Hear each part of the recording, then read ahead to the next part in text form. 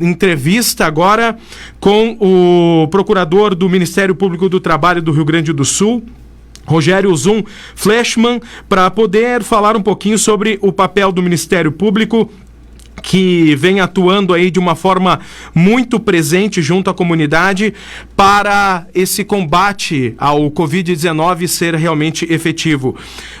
Doutor, muito obrigado pela sua presença aqui junto à nossa audiência da Serra Gaúcha. Bom dia. Bom dia. Doutor, dentro do papel do Ministério Público do Trabalho, nas últimas horas o governador do estado também se manifestou sobre o questionamento a eles a respeito do isolamento.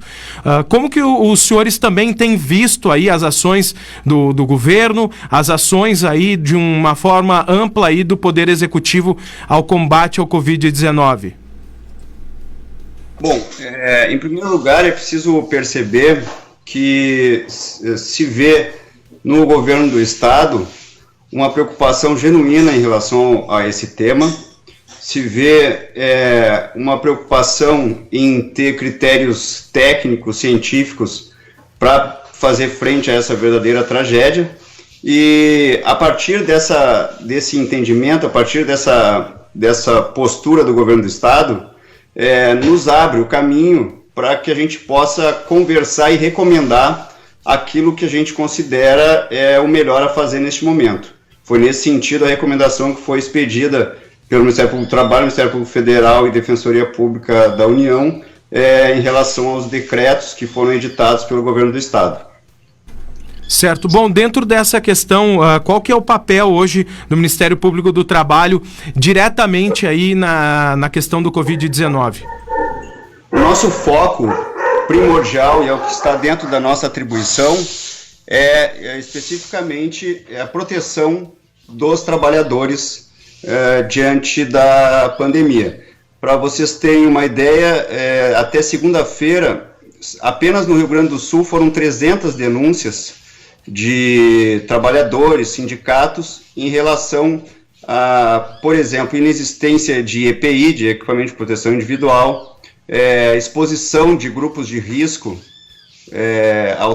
ao trabalho, enfim, trabalhadores do grupo de risco que não foram dispensados, coação para trabalhar, inclusive de pessoas em situação com sintomas, né, de gripe. Então vocês vejam que são 300 denúncias até segunda-feira, fora as que não foram processadas ainda, porque a quantidade é imensa.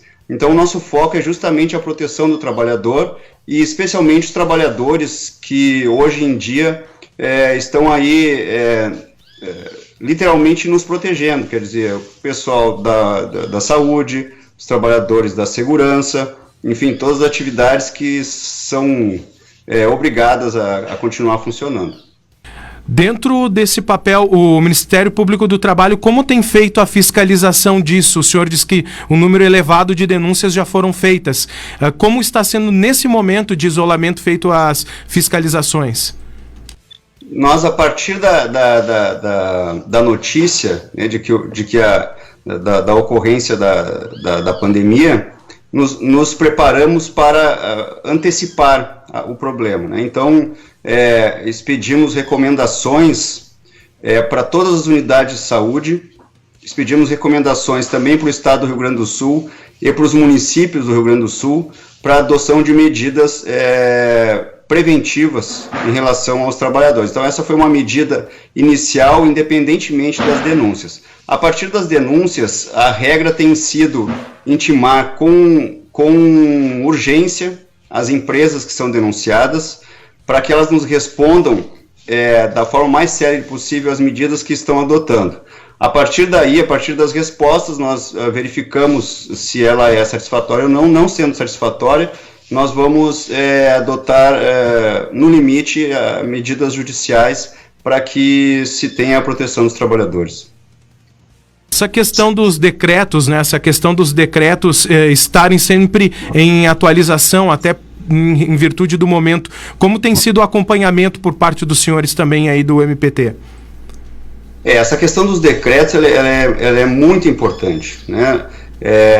verificamos inicialmente o decreto do governador Eduardo Leite no sentido de proibir as atividades não essenciais, né? Se via ali uma radicalização, né? uma boa radicalização face ao problema que estava chegando, e posteriormente o decreto do governador relaxou esse tema, possibilitando aos municípios decidirem nas atividades não essenciais se iriam abrir ou não, mas aí abrindo seguindo determinadas condicionantes, como por exemplo distanciamento mínimo de 2 metros, utilização de equipamento de proteção, revezamento entre os trabalhadores para não ter acúmulo, aglomeração de trabalhadores, enfim, havia uma série de medidas ali que possibilitariam a abertura.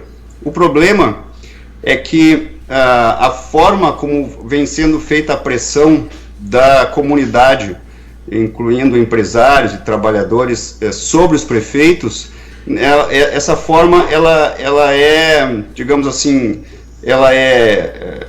a gente compreende, né? Obviamente compreende, é uma situação difícil, as pessoas precisam trabalhar, as empresas precisam funcionar, mas ela não é calcada, em regra, em critérios científicos. Para que se tenha um relaxamento neste momento, é preciso uma fundamentação científica.